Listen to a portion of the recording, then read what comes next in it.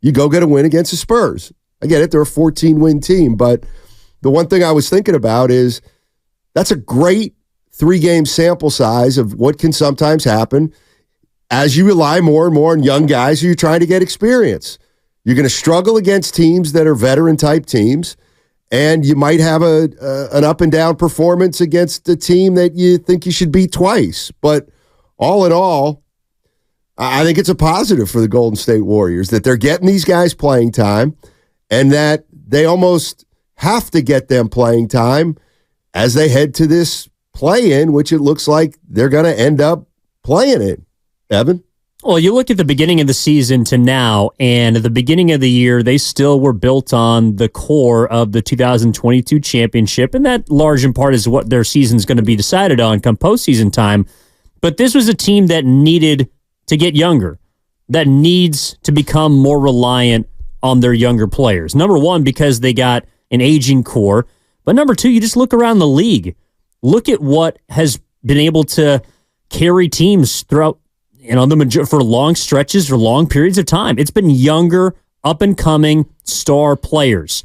Now, at the top of the top, you look at Denver, like they're a team that is in the middle of their prime. They got a core, but everyone else is just trying to figure out where they fit in, I think, around Denver, specifically in the West. So the Warriors have been in a place where they either have been incapable or reluctant to lean into their young guys. And that's why throughout this season, you look at the stretches in which that have allowed players to emerge. Draymond Green's suspension is something that, in his own words, helped someone like Jonathan Kaminga, who was out of the rotation, is now back in. You look at now where they're at, I think after Draymond's return, TJD is forcing his way into the rotation. Podziemski over the course of the season has forced his way into the rotation, has relegated Klay Thompson. Andrew Wiggins has been up and down, but someone like Moses Moody got to start in those 4 games that he was out. They have needed to get younger for some time.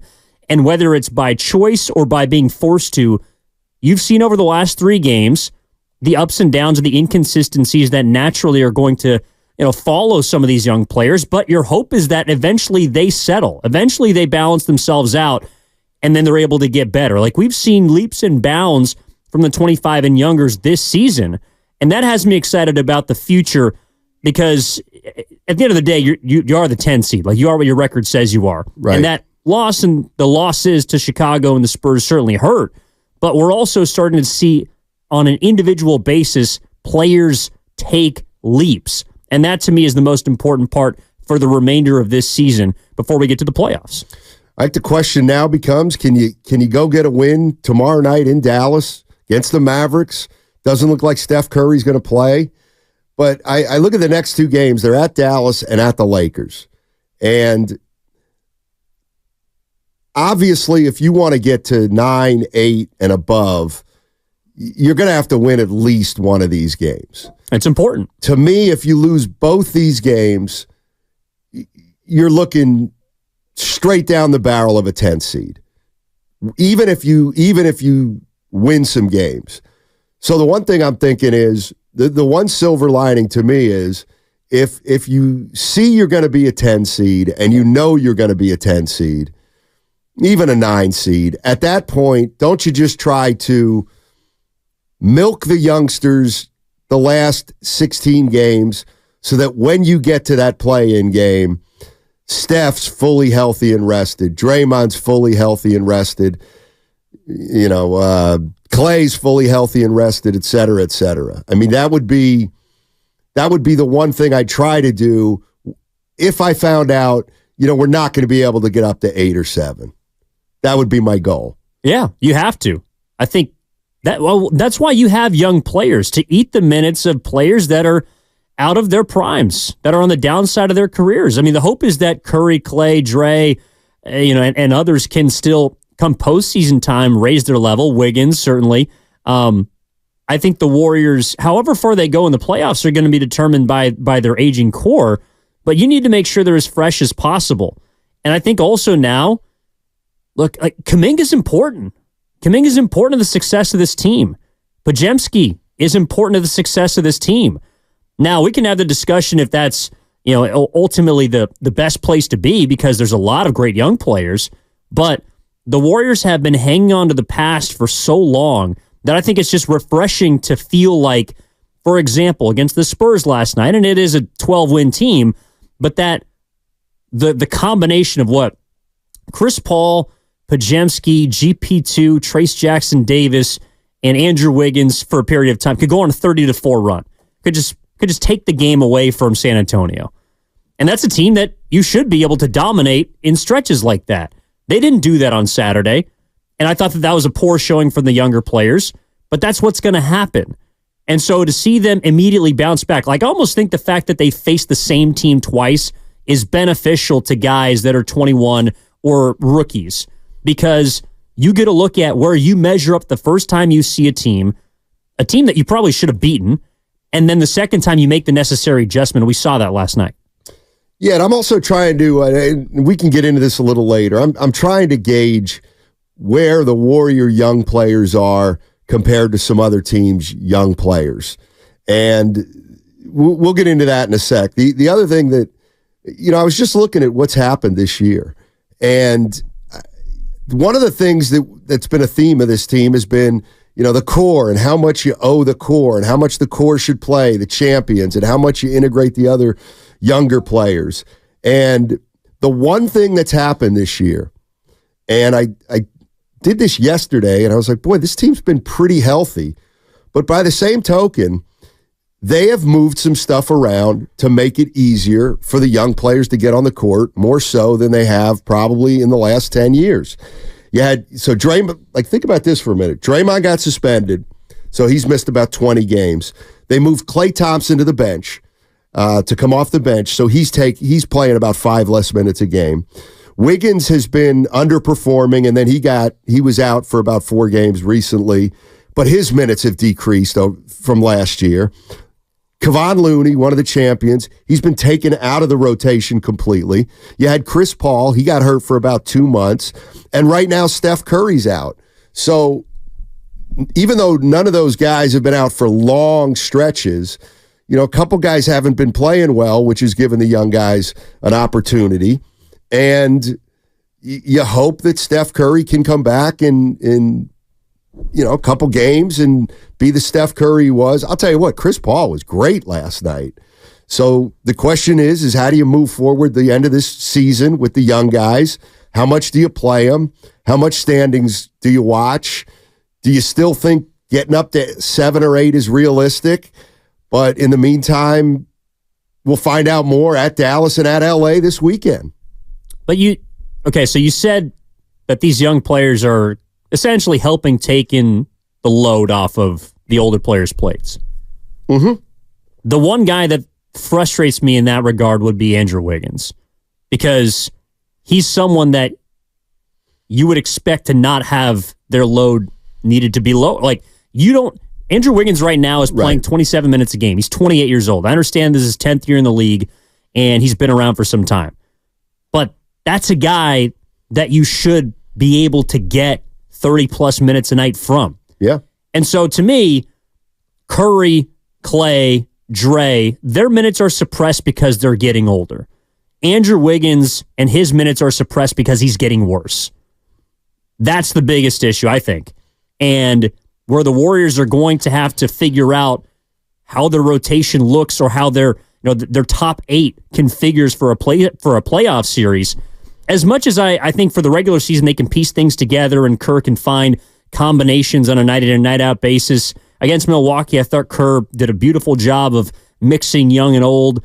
Over the weekend, he was kind of forced into a particular spot. When Curry comes back, it all rights itself. But at the end of the day, you need your guys to be dudes. And I think that keeping Curry, Klay, and Dre's minutes down can help them. But Wiggins is the one I look at with a red flag of, this shouldn't be happening right now. No, and that's why I wrote down, whether by design or necessity, the Warriors have been relying more heavily on their young guys. And in Wiggins' case, it's out of necessity, because he hasn't, he's missed 4 games, and before that and after that, he's just been so-so. So there are minutes there to be had. So I look at a game like last night, and if you put it in the context of the last 10 years for the Golden State Warriors, look, we're seeing it. It's time. It's happening, whether we like it or not. Young guys are getting more playing time now for the Golden State Warriors, probably than any time since they won their first title. Now, if you want to quibble about the 73-9 year when those subs played garbage time, I'm not going to get into that. But the reality of the situation is they're using 4 young guys right now pretty much on a daily basis, and that's Kaminga, Trace Jackson-Davis, Podziemski, and Moody. So that's the good part, or that's a part that to me is factual. They're in some kind of transition right now with this team and playing the young guys. So I look at that as a good thing. The issue though is, and this is the part that I always think about though, as you play these young guys. Are the Warriors young guys better than other teams' young guys? In other words, we saw San Antonio last night. You know, they're sitting with Wembanyama, they're sitting with Sochan and Vassell, young guys that they're building around. And you look at that team, and those guys have been playing for a while. And, you know, I was watching the Rockets the other night, and they're sitting with Jalen Green and Şengün. And you realize that the Warriors have paid a little price for their success because they don't get to play their young guys when the stakes are low because they're trying to win every single year. So that's the one thing I'd be a little worried about moving forward, is that the other young guys from other young teams have been playing for the last 2-3 years, and maybe they have been playing on teams that aren't great, but they have confidence that maybe the Warrior guys aren't going to get for another year or two. And so where does that leave you as you're trying to integrate them more and more, but Steph's still here? Well, it's happened slowly, but okay, Kaminga's minutes have climbed from 17 his rookie season to 21 his sophomore season. Now he's playing 26 minutes a night over the course of the year. I think it's pretty good progression. Like, he's averaging 16 points a game. Kaminga is someone I look at and say, yeah, he probably could have come along sooner if he was on Houston or playing for one of the bottom feeders. But I do think there is a benefit to learning from champions, to playing with champions. And naturally, you're going to be lower. Like, you're not going to be allowed to play with as much freedom. You're probably going to have more rope. I mean, we've seen that countless times throughout the first 3 years of, or 2.5 of Jonathan Kaminga's career. But I can't say that the Houston Rockets, like Jalen Green, is someone who's better than Jonathan Kaminga because he's played. I think he has to play. Like, Jabari Smith has to play. So they might be further along just as far as minutes played, as far as actual development, and I think being able to impact winning. I don't think Kaminga is any further behind those guys. Well, if anything, you could say he's further along. All right, well then let's talk about how good Kaminga is compared with some of the other young stars in the NBA. Yeah. Like, do you think, like, I look at Orlando and they're sitting with Banchero. I look at Detroit. They stink. I get it. But they're sitting with Cunningham. San Antonio's got Wembanyama. Zion's still only 23. The Pelicans have him. Chet Holmgren's in Oklahoma City.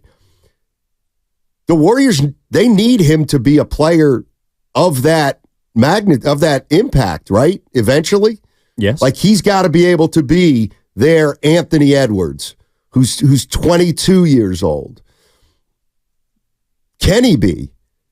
Can Kaminga be as good as those type of players that I've mentioned? And then the other thing is, you know, if those guys are playing with a better supporting cast, I'm not saying they are right now, you know, where does it leave the team moving forward? Yeah, I mean, someone like Kaminga, I would prefer to look at him in comparison to his class.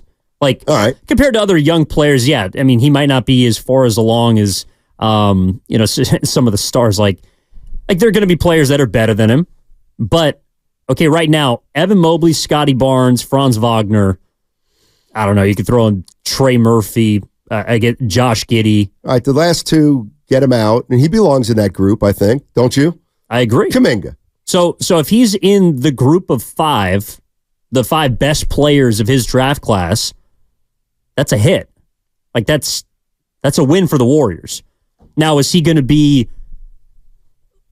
Again, I just feel like it's hard to compare a 21-year-old to other young players who have been rewarded with money. Like, do I think any of those guys are going to get, for example, the dollars that were handed out to Tyrese Halliburton, LaMelo Ball, Desmond Bane? Those were the guys that got maxed out from their rookie class a year ago. Do I think those players are going to get $250 million? Perhaps some of them. I don't think Kaminga's in that group. I wonder. You know, that's a decision the Warriors are going to have to make this year. And I was thinking about this, and tell me if you think there's a parallel here or a comparison to be made. You know, one of the things that I think is tricky about Brock Purdy is, for the 49ers, is that when you pay him, chances are you're not going to be able to have as good a team around him. So how do you judge that before it happens? Kaminga's another one, to me, who's similar. You know, Kaminga's you may have to pay him $35 million plus, but we don't know what he's going to be without Steph Curry, which is coming down the line a little bit.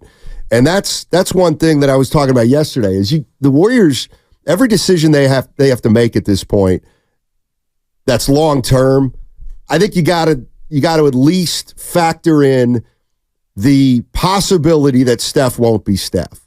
In other words, if I'm giving Kaminga a 4-year deal, which doesn't kick in next year but the year after, I'm prepared that the last couple years, it's essentially his team. Yes. It's essentially his team. He's going to be the best player on the team. Okay, how good are you? And I know it's still early, but you have to start asking yourself, well, how good can we be if Kaminga's the best player on our team in 3 or 4 years? And I'm not saying I know the answer to that. I don't. No, I don't think anyone does. There's going to be an adjustment period for whatever we're talking about. I think we're looking pretty far ahead, even if it's 2 or 3 seasons. I mean, again, Steiny, think about how much has changed from the beginning of just this season to now. Think about Kaminga or with everybody? With everything with the Warriors. Gotcha. Like this past offseason, we were thinking about how the aging players just needed a little bit of help, just needed this. You had to move off of Poole, bring in Chris Paul. Like, I think at the beginning of this season, their identity was vets. The identity of this team appears to be now, on March 12th, 2024, up-and-coming young players. That's what everyone's excited about. That's why I want to watch last night. I know Curry didn't play, but even against Milwaukee, I was interested to see how Kaminga measured up against Giannis. Apparently how TJD could defend the Greek Freak. How Podziemski can play in those type of games with that caliber of players on the opposite side. To me, from the beginning of the season until now, we have seen immense strides from the 24 and youngers, because that's how old TJD is as the rookie. Right. That, to me, can all continue to move in the right direction. And so in 2 years, yeah, we're probably going to be talking about how Curry's not the same player, but could Trace Jackson Davis be your starting 5? I don't know, perhaps. Could Podziemski remain in the starting lineup? It forces you to think about, I think, the future, but not in reference to the core. And finally, this is, I think, where people were at with Poole, a couple of years ago. What could he be? Where could he go? And that turned out how it turned out. But finally, they have multiple young players that are within their first 4 years that you can project and say they can be a part of this team and help this team. Yeah, and I don't know if today's the day to think about how good they can be in 3 or 4 years, because the Warriors right now are 10th and they're in the play-in situation. But I do think one of the things that's happening, and it's not necessarily a bad thing, but it's what happens, is the more you play the young guys to get them experience, the less winning you're probably going to do. Yeah. I mean, one of the reasons the Warriors, first of all, if the Warriors didn't have any young players this year, they might be 33-30 still. I don't know. But it also could be worse because you're playing Curry 35 minutes. You got to play Draymond 32 minutes, and they might break down. But so what I'm getting at is you may you may have to take a little bit of a step back to gain that growth from these players. In other words, if you're going to play these four guys as much as you're playing them right now for the rest of the season and into the play-in game, you might get beat by the Lakers in the first play-in game. And now you're not even a play-in team, but you've got some young players who got more experience than any group of young players have in the Warriors for 12 years. What's that worth? And can they take the step this year and take a big enough step next year if they're still around that you get back into the playoffs and maybe you're a 5 or 6 seed with the essentially the same team?